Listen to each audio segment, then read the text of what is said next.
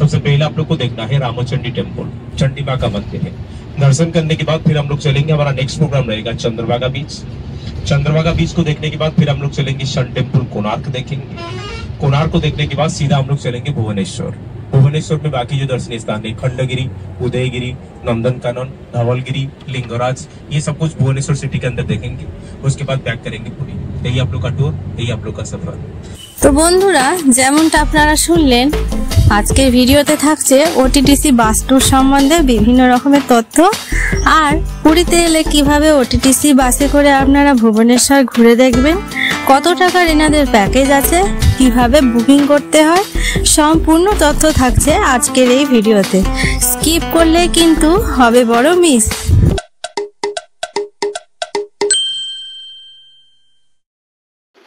নমস্কার, শুভ সকাল বন্ধুরা। আজকে 12ই এপ্রিল 2025 আর এখন ঘড়িতে বাজে পাক্কা সকাল 6টা। আর আমি এখন দাঁড়িয়ে আছি, দেখতেই পাচ্ছেন, ওটিডিসি পান্থনিবাসের সামনে। কারণ এখান থেকে বাস ছাড়বে আর সেই বাসেই আমরা আজকে যাব ভুবনেশ্বর ট্রিপ করতে। আর সেখানে আপনাদের ঘুরে দেখাবো কোণারক মন্দির সহ সমস্ত সব রকম যা যা ট্যুর প্যাকেজে আছে, নন্দনকানন সবকিছু দেখাবো। তো দেখতে থাকুন। আর বাস সম্বন্ধে সমস্ত সবকিছু তথ্য, বাসের ইন্টেরিয়ার কেমন, সবকিছু আমি আপনাদের দেখাবো। সমস্ত জায়গার তো তথ্য থাকবেই, আর বাস কিরকম কি আছে, সিটিং অ্যারেঞ্জমেন্ট, বাসের ভাড়া কত, সব বিবরণ এই ভিডিওর মধ্যে থাকবে। তো আজকের ভিডিওটা খুব মজা হতে চলেছে, দেখতে থাকুন ভিডিওটা। অফলাইনে যদি টিকিট কাটতে চান তাহলে আপনারা ট্যুর করার আগের দিন এইখানে এসে টিকিট কাটতে পারবেন। স্বর্গদ্বার থেকে যে রাস্তাটি ব্লু ফ্ল্যাগ বিচের দিকে যাচ্ছে, সেই রাস্তা ধরে হাঁটলেই আপনারা দেখতে পারবেন ওটিডিসির বাস বুকিং কাউন্টার। এইখানে এসে আপনারা অফলাইন টিকিট কাটতে পারবেন।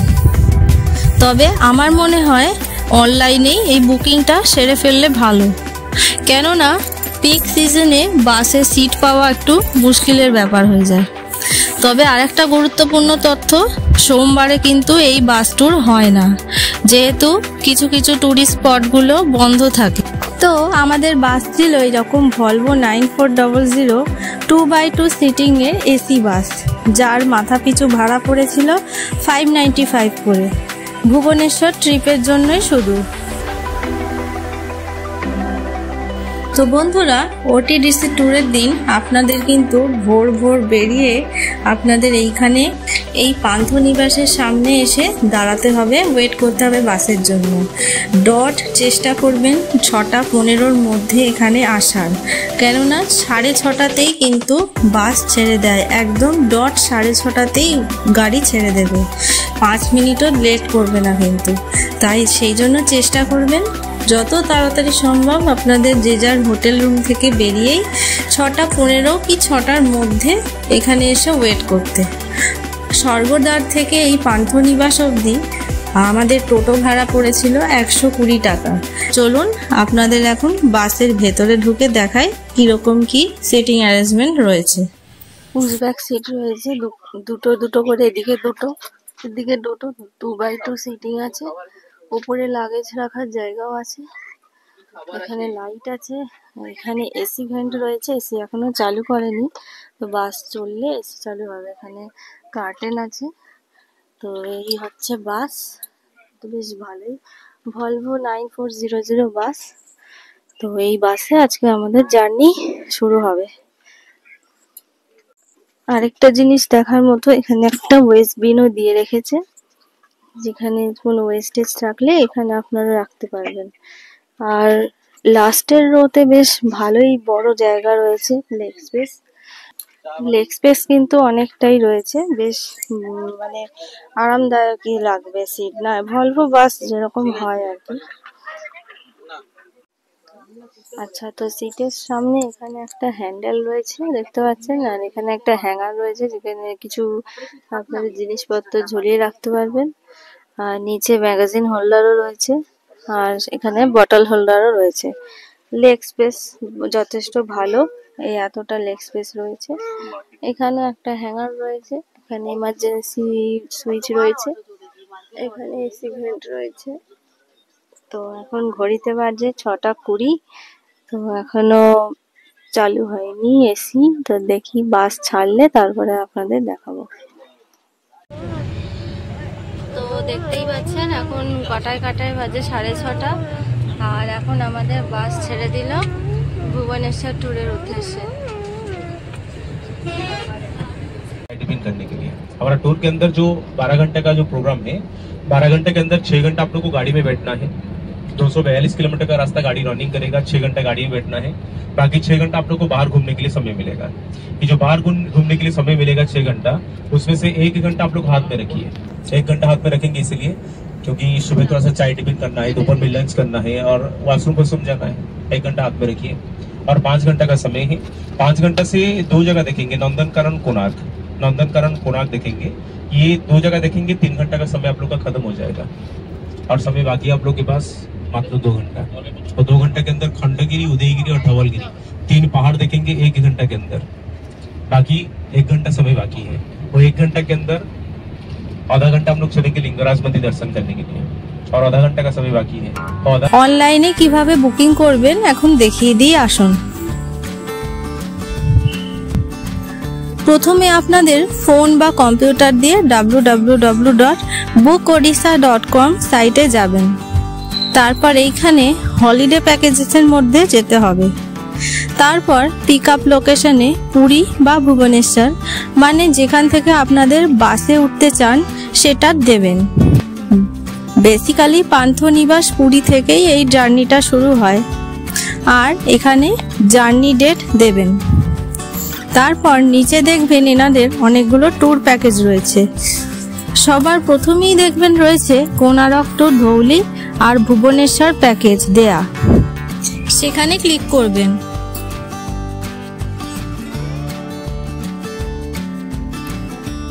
এই পেজে ট্যুরের সমস্ত ডিটেলস একবার করে চেক করে নেবেন।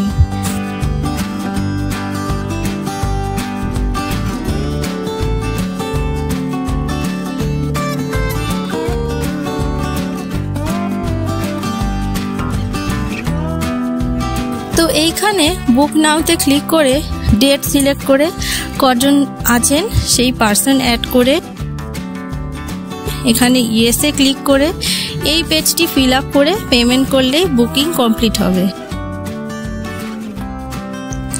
বুকিং কমপ্লিট হয়ে গেলে আপনাদের প্রোভাইড করা ইমেল আইডিতে এরকম একটি মেল আসবে, কনফার্মেশন মেল, আর একটি আসবে ইনভয়েস। এটিকে কিন্তু খুব যত্ন করে রেখে দিতে হবে, পারলে একটা প্রিন্ট আউটও বের করে নিতে পারেন।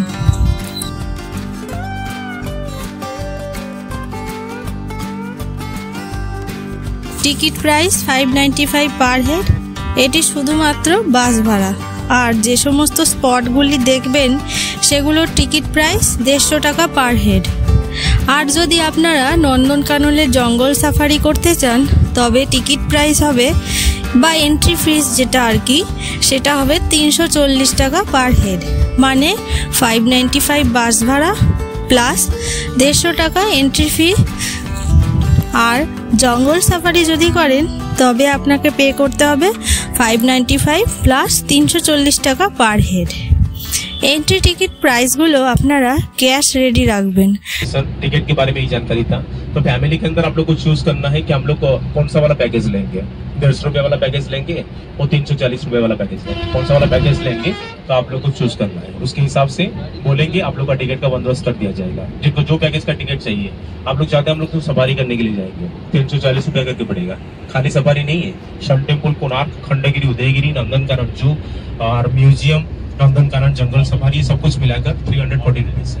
जो लोग चाहते हैं हम लोग बस एंट्री टिकट लेंगे, 150 रुपया में आप लोग को हो जाएगा। अभी हम लोग सबसे पहले आप लोग को दिखाएंगे इंटरनेशनल सैंडार्ड शुद्धम सैंडार्ड म्यूजियम। सैंडार्ड का मतलब क्या होता है? सैंडार्ड का मतलब होता है ये जो बालू का शिल्पी होते हैं, ये लोग बाली को आकार देते हैं, बाली में मूर्ति बनाते हैं, बाली में मूर्ति बनाते हैं। पहले हम लोगों को ये सैंडार्ड देखने के लिए मिलता था दिसंबर महीना में। दिसंबर 1 तारीख से दिसंबर 5 तारीख तक चंद्रभागा बीच किनारे के पास एक इंटरनेशनल सैंडार्ड फेस्टिवल होता है। बहुत सारी कंट्री से, बहुत सारे देश से कुछ बालू का शिल्पी आते हैं, चंद्रभागा बीच किनारे के पास बाली में मूर्ति बनाते हैं, मगर सिर्फ 5 दिन के लिए। एक जन इंटरनेशनल साइंटिस्ट ने फर्स्ट टाइम उड़ीसा के अंदर यहाँ पर एक म्यूजियम किए हैं। ये लोग बनाते कैसे हैं, ये लोग समुद्र का जो वाली है, समुद्र का वाली को एक जगह में गदा करके रखते हैं, उसमें थोड़ा सा नदी का वाली डालते हैं, क्योंकि कार्विंग करने के लिए नदी का वाली मोस्ट इंपोर्टेंट है, इसलिए नदी का वाली डालते हैं, उसके ऊपर पानी स्प्रे करते हैं। वाली जब गीला हो जाता है ना, तो ये लोग ऊपर से आंकना शुरू करते हैं। 10-15 दिन के अंदर अंदर एक मूर्ति बन जाता है। ये लोग कोणार्क मंदिर, ताजमहल वगैरह भी यहाँ पर बना कर रखे हैं। वही देखना है आप लोग को सैंड म्यूजियम के अंदर। तो चलिए देखते हैं हमारा पहला दर्शनीय स्थान, इंटरनेशनल सैंडार्टिस्ट सुदम सैंडार्ट म्यूजियम। তো যেমনটা আপনারা শুনলেন, সকাল 7টায় আমরা এসে পৌঁছলাম সুদাম স্যান্ড আর্ট মিউজিয়ামে। তবে এখানে এসে দেখলাম ইউটিউব ব্লগিং এর জন্য যদি ভিডিও শুট করি তাহলে 2000 টাকা লাগবে, না হলে কপিরাইট ইস্যু হবে। তাই আর ভেতরের কোনো রকম ফটো বা ভিডিও আপনাদের দেখাতে পারলাম না। তারপর ঘড়িতে যখন বাজে 7:30 আর আমাদেরকে এই হোটেলটির সামনে দাঁড় করিয়েছিল সকালের ব্রেকফাস্ট ও টয়লেটের জন্য, আর সময় দিয়েছিল 15 মিনিট। আর এনাদের 15 মিনিট মানে কিন্তু 15 মিনিটই। 1 মিনিটও যদি দেরি হয় তাহলে গাইড কিন্তু ফোন করে করে ডাকবে বাসে ওঠার জন্য, প্লাস বাস তো হর্ন দিয়ে ডাক দেবেই। তাই এনাদের টাইম শিডিউল কিন্তু খুব পাঞ্চুয়াল, আর আমাদেরকে দায়িত্ব দিয়ে সেটা পালন করতে হবে, না হলে লস আমাদেরই হবে।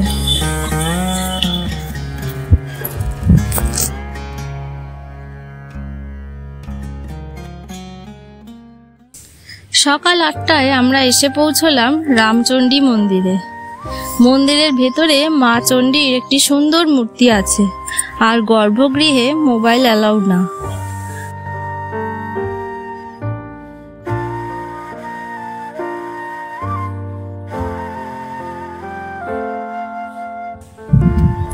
প্রচলিত কাহিনী অনুসারে মুসলিম শাসনামলে এক সেনাপতি যখন সূর্য মন্দির ধ্বংস করতে আসে, তখন মা রামচণ্ডী এই এক ব্রাহ্মণের রূপ ধারণ করে সূর্য মন্দিরটি রক্ষার ব্যবস্থা করেন।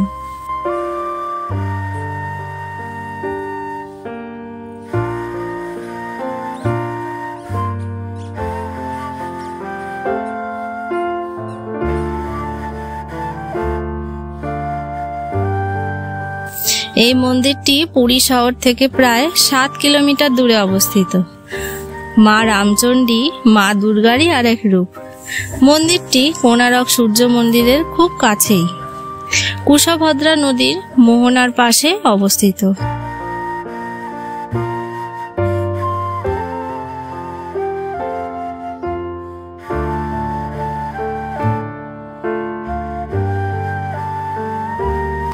এটি সমুদ্রের খুব কাছাকাছি হওয়ায় জায়গাটিকে আরো মনোরম করে তুলছে।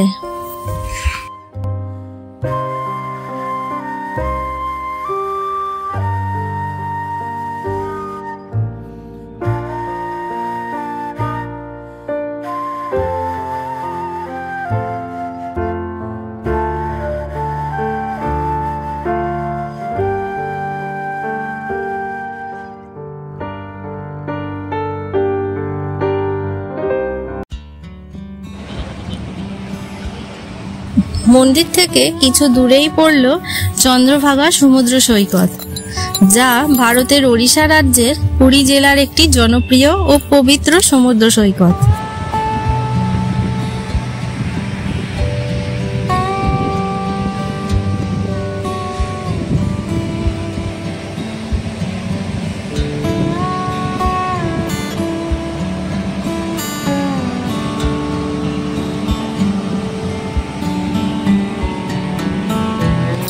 চন্দ্রভাগা নদী এখানে এসে বঙ্গোপসাগরে মিশেছে, যদিও বর্তমানে নদীটি প্রায় শুকিয়ে গেছে। এই সমুদ্র সৈকত ভারতের প্রথম সৈকত যাকে ব্লু ফ্ল্যাগ সার্টিফিকেশন প্রদান করা হয়েছে, অর্থাৎ সৈকতটি পরিবেশ বান্ধব, পরিষ্কার ও পর্যটকদের জন্য নিরাপদ।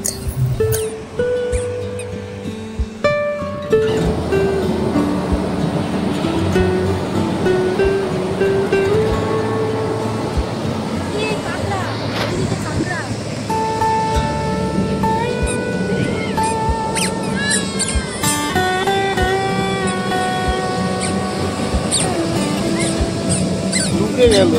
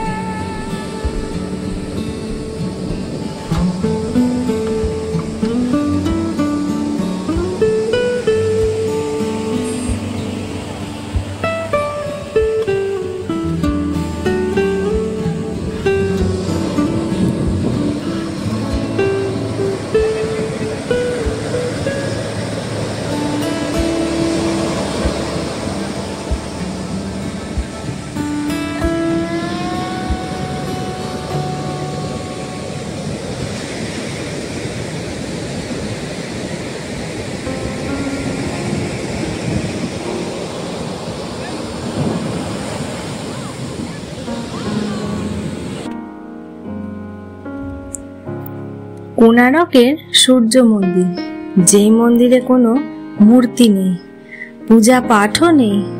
মন্দিরের প্রধান দরজা আবার বন্ধ করা রয়েছে। মন্দিরটি প্রায় 800 বছরের পুরনো মন্দির। তবুও আজও লাখ লাখ মানুষ আসেন এই মন্দিরটি দর্শন করতে। মন্দিরের এত ইতিহাস তা জানার জন্য আপনারা এখানে এসে একটি গাইড নিতে পারেন।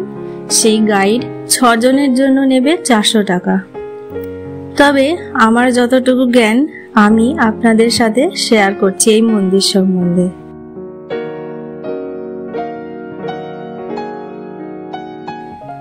মন্দিরটি সূর্য দেবতার মন্দির। ইংরেজিতে সান টেম্পল বলা হয়, সংস্কৃতে বলা হয় কোণার্ক, অর্থাৎ কোণযুক্ত অর্ক। আজ থেকে 800 বছর আগে গঙ্গা বংশের রাজা নরসিংহদেব এই মন্দিরটি তৈরি করেছিলেন। প্রায় 1200 কারিগর এই মন্দিরটি তৈরি করেছিল। আর প্রায় 12 বছর ধরে মন্দিরের নির্মাণ কার্য চলেছিল। 24টি বিশাল চাকা আর 7টা ঘোড়া টেনে নিয়ে যাচ্ছে সূর্য দেবতার রথ। এই দৃশ্যকে পাথরে খোদাই করে তৈরি হয়েছে কোণারকের সূর্য মন্দির।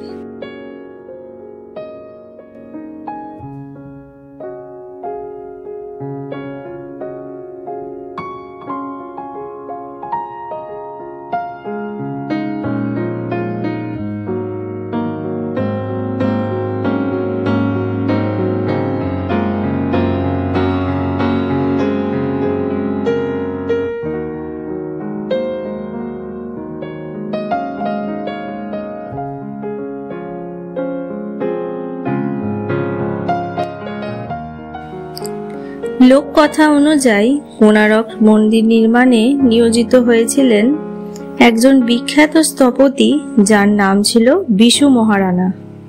কিন্তু মন্দিরের মূল গম্বুজ বা শিখর নির্মাণ নিয়ে দারুণ জটিলতা তৈরি হয়েছিল। অনেক চেষ্টা করেও কাঠামোর ভারসাম্য ঠিকঠাক হচ্ছিল না। ঠিক সেই সময় বিশু মহারানার 12 বছরের পুত্র ধর্মপদ সেখানে এসে উপস্থিত হয়। সে স্থাপত্যবিদ্যা সম্পর্কে তার বাবার কাজ দেখে অনুপ্রাণিত হয়েছিল। সে এতটাই প্রতিভাবান ছিল যে সে নিজে নিজেই সমাধান করে দেয় এই জটিল সমস্যার। পরদিন সকালে মন্দিরের কাজ সফলভাবে শেষ হয়ে যায়। কিন্তু সমস্যা হয়ে দাঁড়ালো অন্যখানে। যদি রাজা জানতে পারেন যে একজন 12 বছরের বালক এত বড় সমস্যার সমাধান করেছে, তবে বাকি স্থপতিরা লজ্জায় পড়বে, কিংবা হয়তো তারা শাস্তিও পাবে। এই অপমান ও বিশৃঙ্খলা এড়াতে ধর্মপদ নিজেই নদীতে ঝাঁপ দিয়ে আত্মহত্যা করে। যেহেতু মন্দিরে দেবতা প্রতিষ্ঠার আগেই এরকম একটি ঘটনা ঘটেছিল, তাই সেই থেকে মন্দিরে কোনো রকম দেবমূর্তি স্থাপন বা পূজাপাঠ সম্পূর্ণভাবে নিষিদ্ধ হয়ে যায়।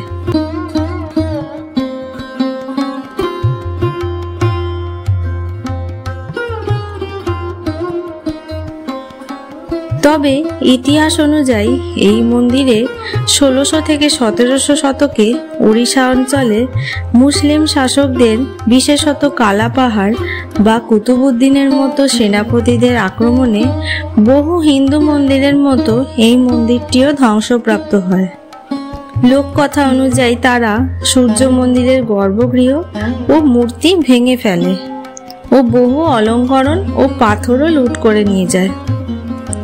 ধ্বংসপ্রাপ্ত গর্ভগৃহটি এতটাই দুর্বল হয়ে পড়ে যে ব্রিটিশ শাসনকালে সেটিকে পুরোপুরি ইট পাথর দিয়ে ভরাট করে সিল করে দেওয়া হয়। তার জন্য গর্ভগৃহের প্রধান দরজা এখনো বন্ধ।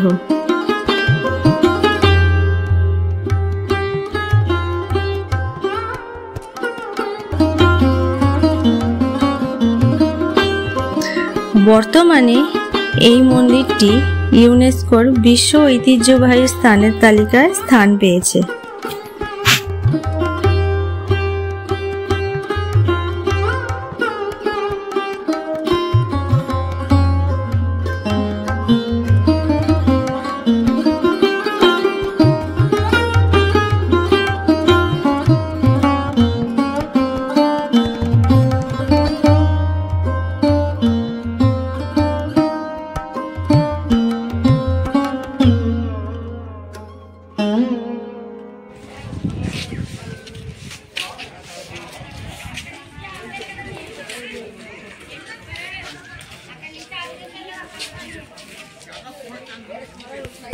সকাল 11টায় আমরা এসে পৌঁছালাম লিঙ্গরাজ মন্দিরে, যা ওড়িশা রাজ্যের রাজধানী ভুবনেশ্বরে অবস্থিত একটি অন্যতম প্রাচীন ও বৃহৎ হিন্দু মন্দির।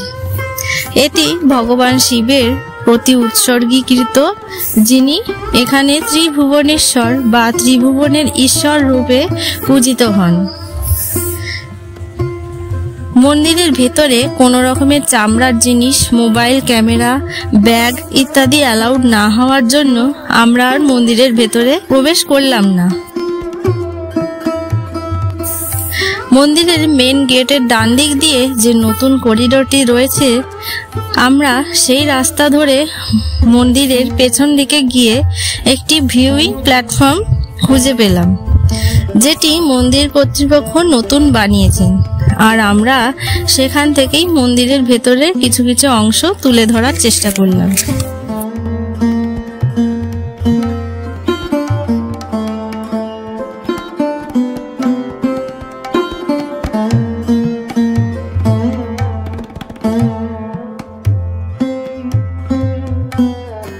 মন্দিরটি প্রায় 180 ফুট উচ্চতা ও সম্পূর্ণ কালো পাথর দ্বারা নির্মিত। এখানে ভগবান শিব লিঙ্গাকৃতিতে পূজিত হন, যাকে স্থানীয় ভাষায় স্বয়ম্ভু লিঙ্গ বলে, অর্থাৎ তিনি নিজেই আবির্ভূত বলে বলা হয়।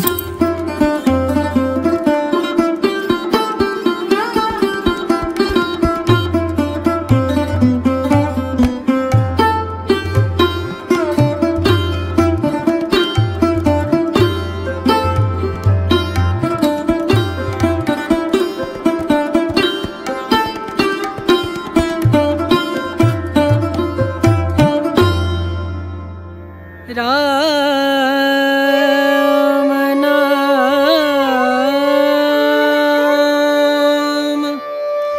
भजले, राम नाम सुख धाम भजले, राम नाम सुख धाम भजले, राम नाम सुख धाम।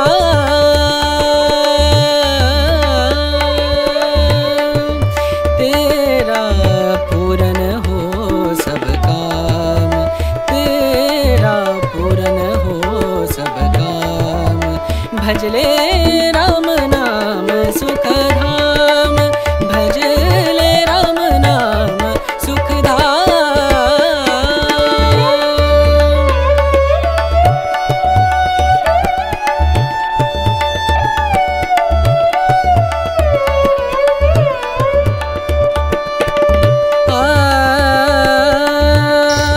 বেলা 12টায় আমরা এসে পৌঁছলাম উদয়গিরিতে, যা ভুবনেশ্বরে অবস্থিত একটি প্রাচীন গুহা সমষ্টি।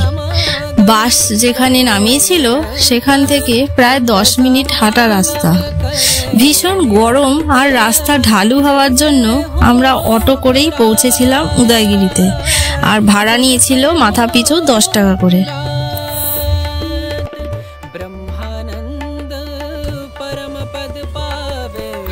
উদয়গিরি গুহাগুলি খ্রিস্টপূর্ব প্রথম শতাব্দীতে খোদাই করা হয়েছিল সম্রাট খারবেলের সময়, যিনি মাহবেবী রাজবংশের শাসক ছিলেন।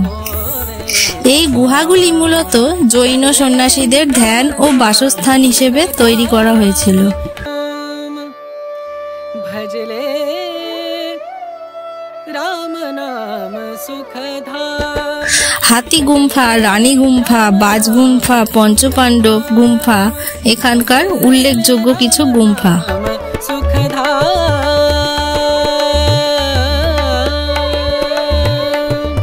तेरा पूरन हो सब काम, तेरा पूरन हो सब काम भजले राम नाम सुख धाम भजले राम नाम सुख धाम।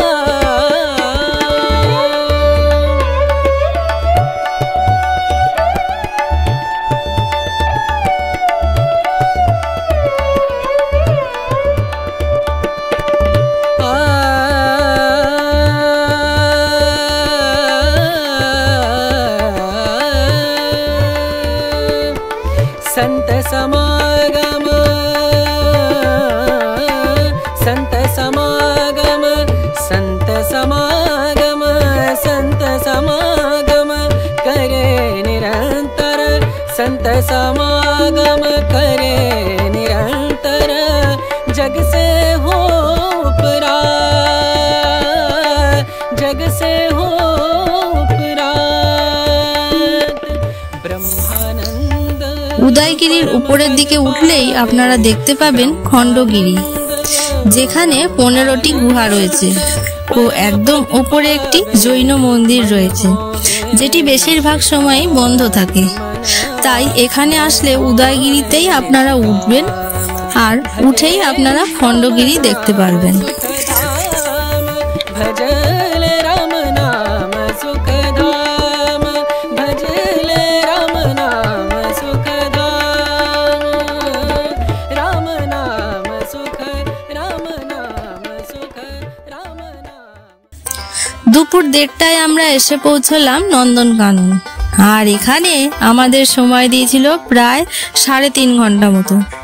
প্রথমে আমাদের ওটিডিসি রেস্টুরেন্টে লাঞ্চ করার সময় দিল আধা ঘন্টা মতো, তাই আমরা আর দেরি না করে চট করে লাঞ্চ আর টয়লেট সেরে ফেললাম।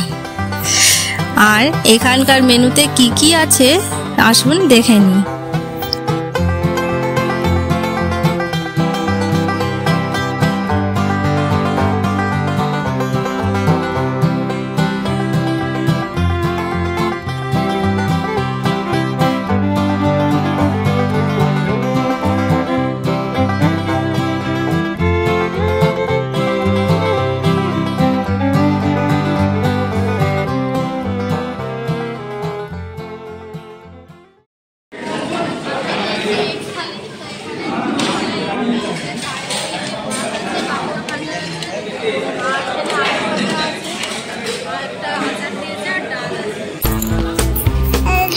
প্রথমে আমাদের গাইড পায়ে হেঁটে কিছু পাখি পশু দেখালেন।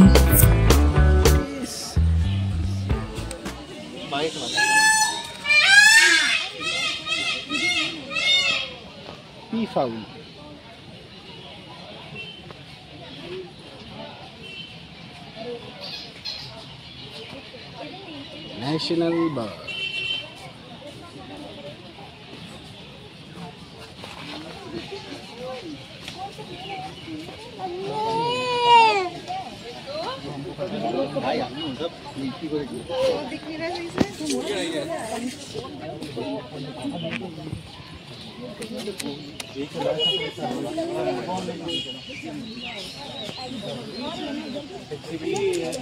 सुशांत सर है, ठीक है। सुशांत भाई कौन है?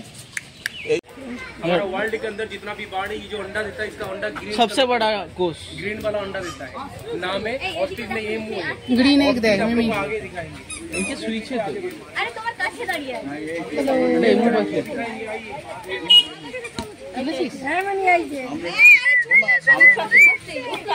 ऑस्ट्रिच इमी কলকাতা জু আছে लोग खाए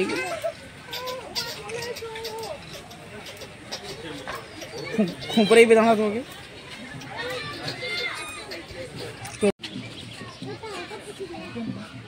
कहाँ पर बैठा है ना, वो ऊपर वाला देखिए, इसका हेयर स्टाइल देखिए और दाढ़ी का कटिंग देखिए, स्पाइसी कट बिल्कुल है इसका। अमेज़न फॉरेस्ट से कलेक्शन हुआ है, मगर इसको ना ये लोग होता है। पीछे चला गया, आगे चलिए, पीछे से देखिए, अंदर घुस गया। छोटो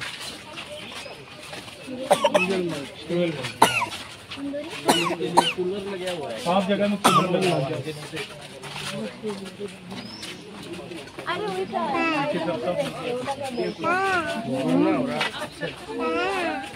क्योंकि इसलिए मैंने आप लोग को अंबानी बंदर बताया, क्योंकि ये बंदर बहुत दामी है।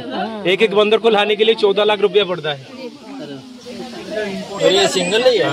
नहीं, 2-3 है।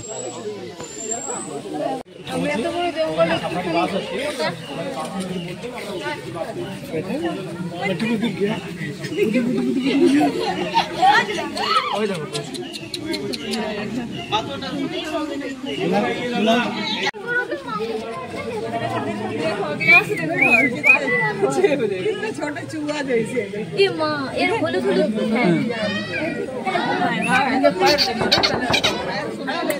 শুনতে পাবেন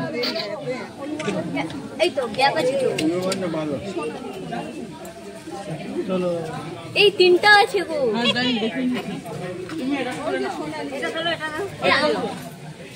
জামাই এদিকে আগে দিন এটা নিয়েই আগে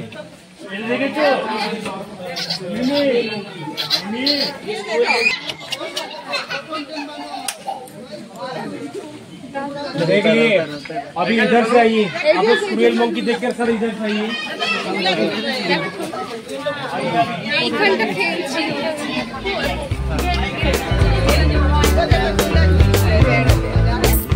তারপর যারা সাফারি করবেন তাদেরকে এরকম একটি গাড়ি করে নিয়ে গেলেন জঙ্গল সাফারির বাসের জায়গাতে।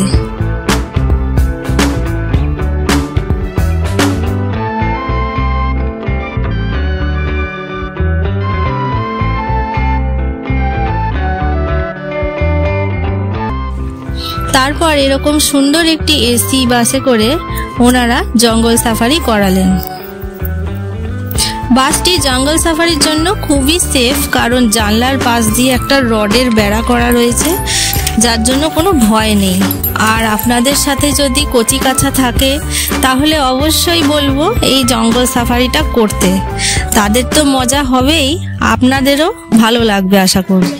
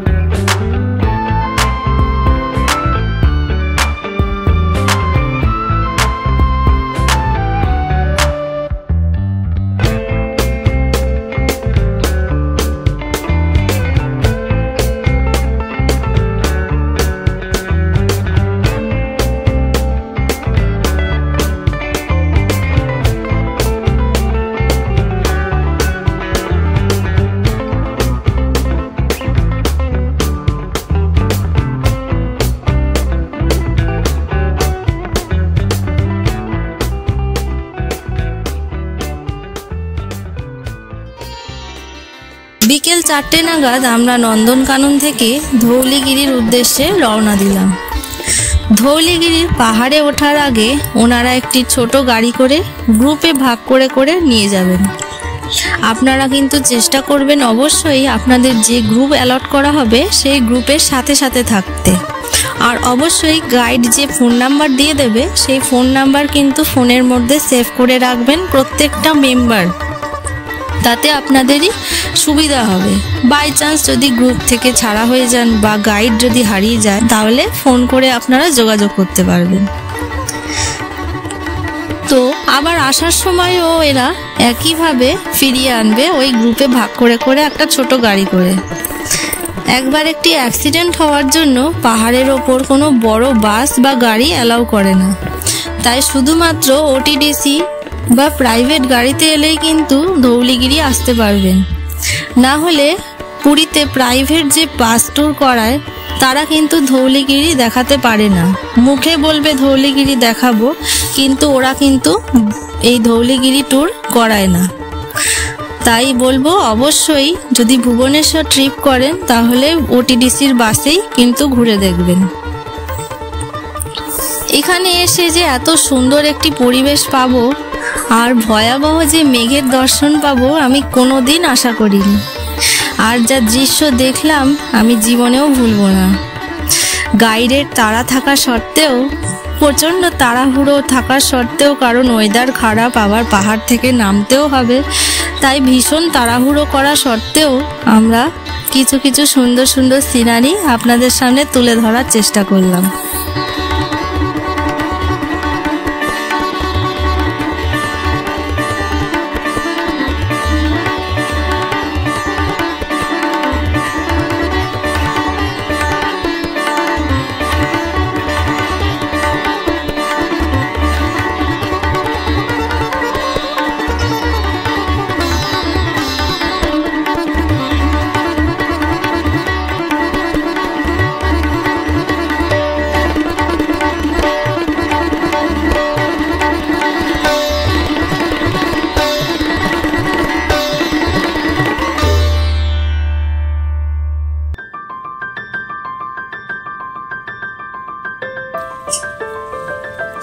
তো বন্ধুরা, কেমন লাগলো আমার আজকের এই ওটিডিসি ট্যুর?